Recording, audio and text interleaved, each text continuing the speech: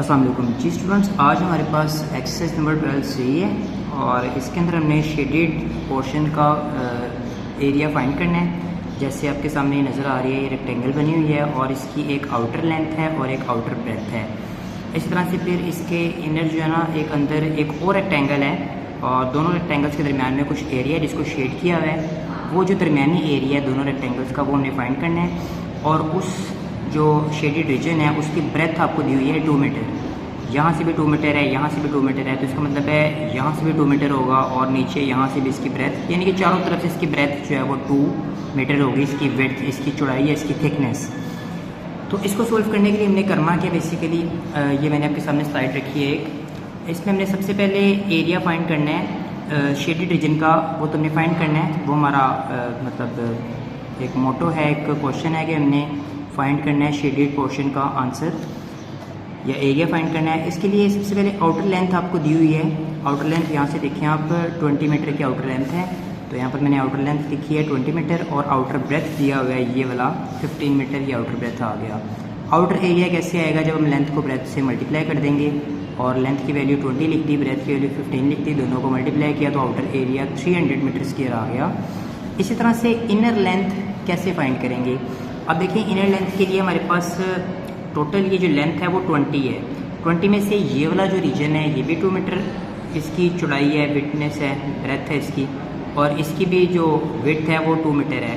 तो इसका मतलब है 2 मीटर यहाँ से और 2 मीटर यहाँ से हम माइनस करेंगे 2 मरतबा, तो फिर इसकी इनर लेंथ आएगी। तो इसीलिए इनर लेंथ निकालने के लिए मैंने क्या किया, 20 में से जो कि टोटल लेंथ थी उसमें से 2 मरतबा 2 मीटर माइनस कर दिया, लेफ्ट साइड से भी और राइट साइड से भी। तो 2 और 2 ऐड होकर 4 हो जाएगा। इट मीन्स कि 20 में से मुझे 4 माइनस करना है, या आप चाहें तो बारी बारी 20 में से 2 माइनस कर लें, फिर 2 में से 18 में से 2 माइनस कर लें, तो आपका 16 मीटर का आंसर आ जाएगा इनर लेंथ का।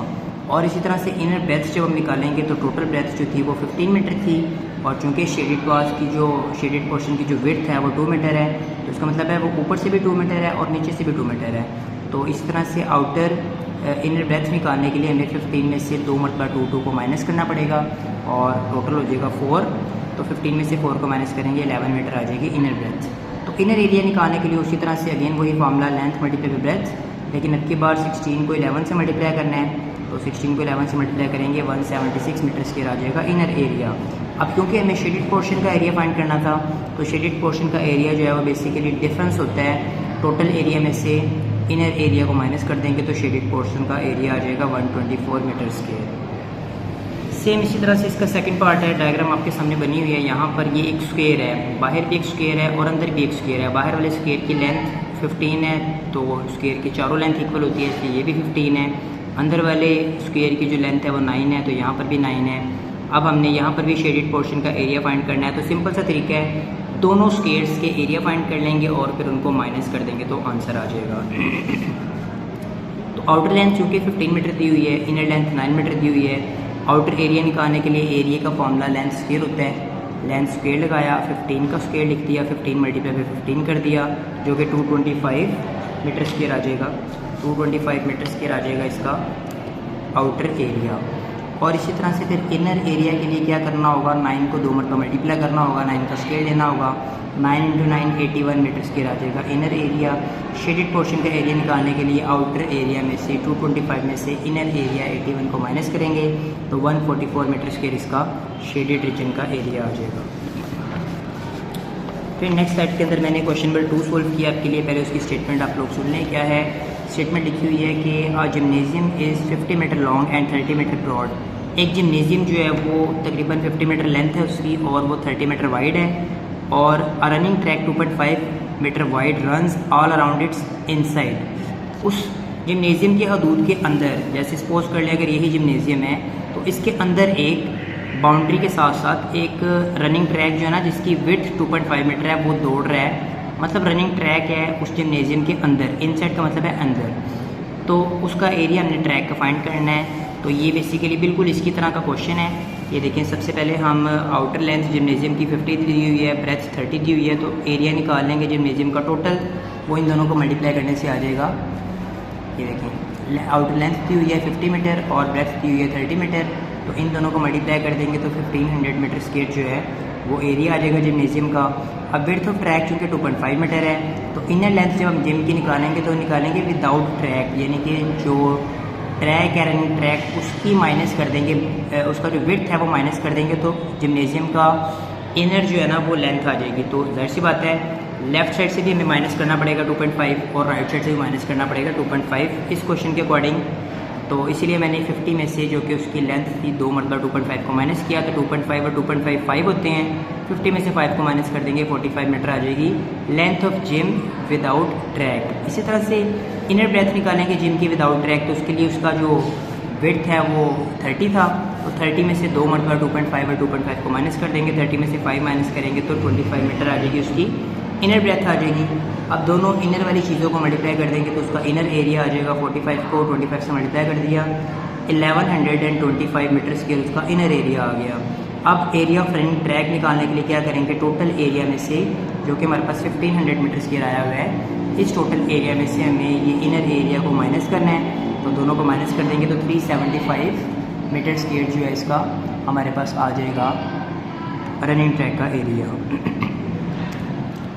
फिर क्वेश्चन नंबर 3 के अंदर क्या कह रहा है, क्वेश्चन 3 में कह रहा है a garden is 150 metres long and 80 metres wide has a road 4 metres wide all around it on the outside.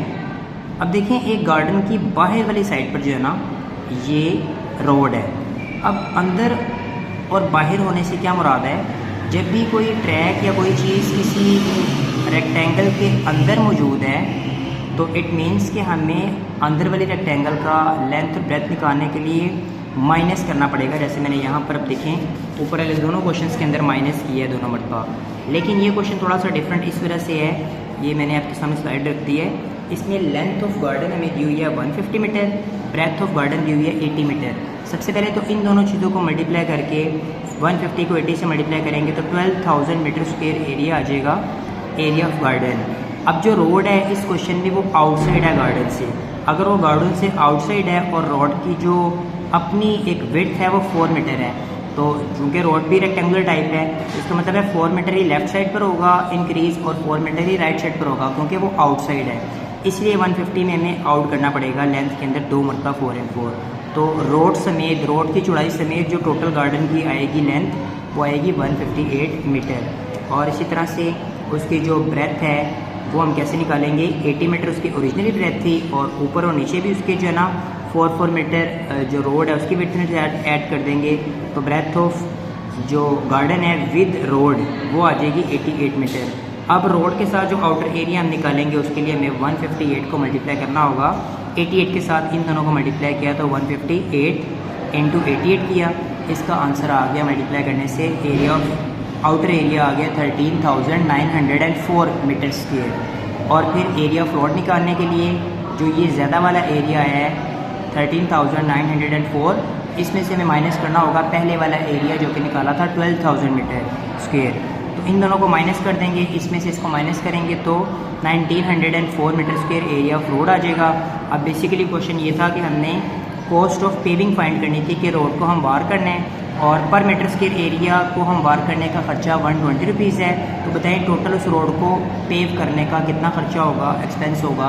तो उसके लिए टोटल एरिया उसका आया 1904 मीटर स्क्वायर और 1 मीटर स्क्वायर की कॉस्ट 120 है, तो 120 को 1904 से मल्टीप्लाई कर दिया तो टोटल कॉस्ट उसकी आ जाएगी तकरीबन 228,480 रुपीज़, ठीक हो गया, या 2,28,480 रुपीज़ कॉस्ट आएगी उसकी। तो ये क्वेश्चन नंबर 3 का आंसर है। इसी तरह से जो क्वेश्चन नंबर 4 है वो भी बिल्कुल सेम है। A house 20 metres long and 15 metres wide is surrounded by a verandah of uniform width of 3 metres. देखें विरांदा जो है ऐसी बात है वो तो घर की हदूद के अंदर ही होगा ना, ये टोटल घर की लेंथ है और ये उसकी ब्रेथ है, तो पहले आप मल्टीप्लाई करके घर का टोटल एरिया निकाल लेंगे और उसके बाद फिर विरांदा की जो विड्थ है 3 मीटर वो माइनस कर देंगे लेंथ में से भी 20 में से 2 मरतबा 3 माइनस करना पड़ेगा आपको, ताकि विरांदे के बगैर जो है ना आपका जो है ना मतलब लेंथ है घर की, और फिर ब्रेथ में से भी 2 मरतबा 3 को माइनस कर देंगे क्योंकि विरांदा भी घर के चारों तरफ ही है और उसकी जो विड्थ है वो 3 मीटर है, तो 15 में से 2 मरतबा आपको माइनस करना पड़ेगा 3, यानी कि 9 मीटर वाला आप यूज़ करेंगे इनर ब्रेथ, और फिर इनर एरिया निकालने के बाद आपने दोनों को माइनस करना है। तो फिर विरांदे में जो है ना वो कॉस्ट ऑफ फ्लोरिंग करानी है, विरांदे के जब आप एरिया निकालेंगे दोनों एरियाज़ को माइनस करके फिर जितना भी आंसर आएगा उसको आपको 200 से मल्टीप्लाई करना होगा और उसका आंसर आ जाएगा। तो ये क्वेश्चन नंबर 3 की तरह ही है जो मैंने अभी भी आपके सामने शो किया था, लेकिन 3 के अंदर हमें ऐड कर रहे हैं, 3 के अंदर हम जो है ना वो ऐड कर रहे हैं क्योंकि वो आउटसाइड था रोड, लेकिन यहाँ पर वीरांदा जो है वो घर के अंदर ही होता है, इसलिए यहाँ पर आपको माइनस करना पड़ेगा। फिर आगे क्वेश्चन नंबर 5 के अंदर आपको नज़र आ रहा है आपके पास तकरीबन 8 तरह की शेप्स बनी हुई है। ये क्वेश्चन 4 आपने खुद करना है, इसका होमवर्क है। इसी तरह से क्वेश्चन नंबर 5 जो है इसके अंदर आपको तमाम शेप्स का एरिया फाइंड करना है। तो ये मैंने तमाम शेप्स का एरिया लिख दिया। नेक्स्ट स्लाइड के अंदर ये आपके सामने है।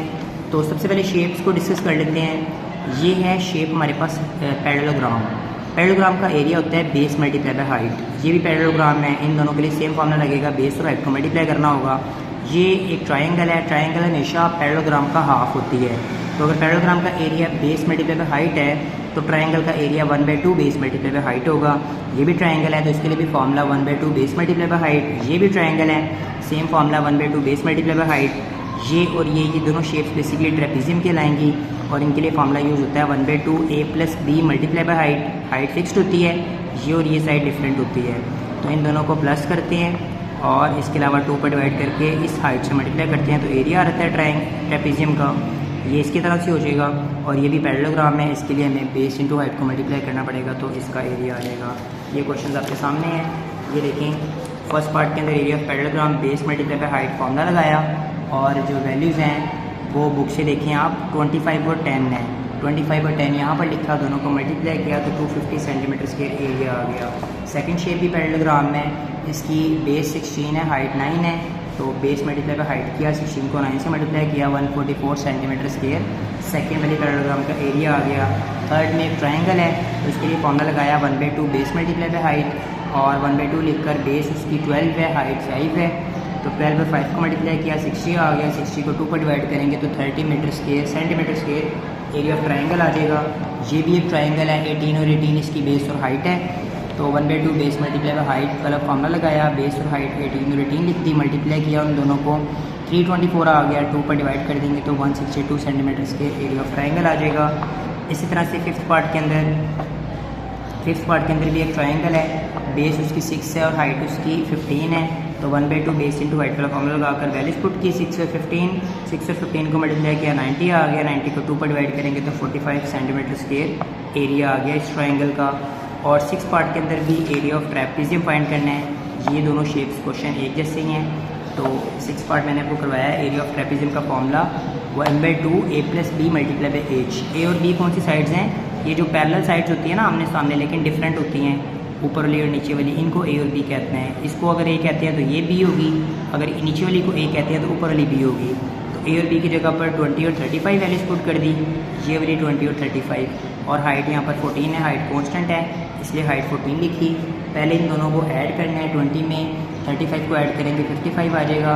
फिर इस 2 की 14 के साथ कैंसिलेशन कर दें, 2 1 2, 2 7 14, और 55 को 7 से मल्टीप्लाई करेंगे तो 385 centimetres square area of trapezium आ जाएगा।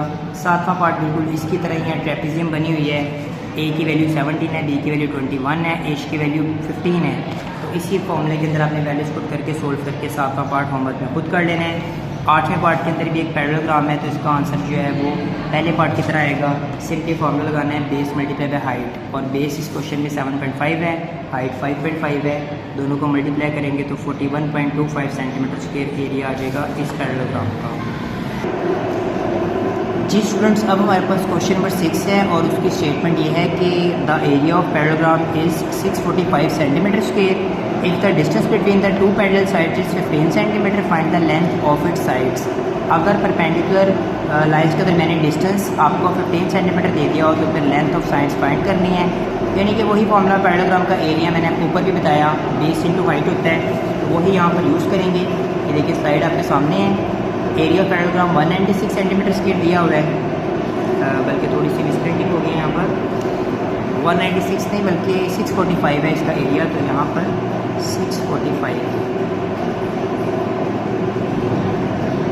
ये एरिया आया है इस पैरेललोग्राम का, और उसकी परपेंडिकुलर डिस्टेंस यानी कि हाइट आपने फाइंड करनी है, जबकि लेंथ उसकी 14 सेंटीमीटर, लेंथ उसकी जो है वो 15 सेंटीमीटर है, बल्कि इस क्वेश्चन में लेंथ फाइंड करनी है और जो हाइट है वो 15 सेंटीमीटर दी हुई है। तो ये देखिए लेंथ को बेस भी कहते हैं, उसकी उसके आगे मैंने क्वेश्चन मार्क डाल दिया और परपेंडिकुलर डिस्टेंस को हाइट कहते हैं, वो 15 सेंटीमीटर दी हुई है। Simply area is equal to area of parallelogram होता है बेस मल्टीप्लाई बाय हाइट। तो एरिया की जगह पर वैल्यू पुट कर देनी है 645। एरिया की जगह पर वैल्यू 645 आ गई, बेस को वैसे लिख दिया क्योंकि फाइंड करनी है, और हाइट की जगह पर 15 आ गया। 15 बेस के साथ मल्टीप्लाई हो रहा है, लेफ्ट पर आकर 645 के नीचे आकर डिवाइड हो जाएगा। 645 को 15 पर डिवाइड कर देंगे तो बेस आ जाएगी 43 सेंटीमीटर। नेक्स्ट क्वेश्चन नंबर 7 के अंदर कह रहा है कि area of flag with 2 equal sides is 196 centimetres. अब जो एरिया ऑफ फ्लैग है 2 इक्वल साइड्स के साथ वो है 196 centimetre square. What is the perpendicular distance from the tip of the flag on the third side which is 14 centimetre in length. अब देखिए बेटा, इसमें जब वो 2 इक्वल साइड्स कह रहा है, नॉट इक्वल भी कह सकते हैं, लेकिन जब उसने 2 इक्वल साइड कह दिया तो इट मीन्स कि ये बात हो रही है ट्रेपीजियम की। आपने फ्लैग को एक ट्रेपीजियम की तरह का फ्लैग शुमार करना है, और इसीलिए इसके अंदर फार्मूला भी हम यूज़ करेंगे एरिया ऑफ ट्रेपीजियम वाला। बेसिकली फ्लैग कोई भी ओवर रेक्टेंगुलर ही होता है, लेकिन फार्मूला हम इसके अंदर यही यूज़ करेंगे जो हम फार्मूला एरिया ऑफ ट्रेपीजियम के अंदर यूज़ करते थे।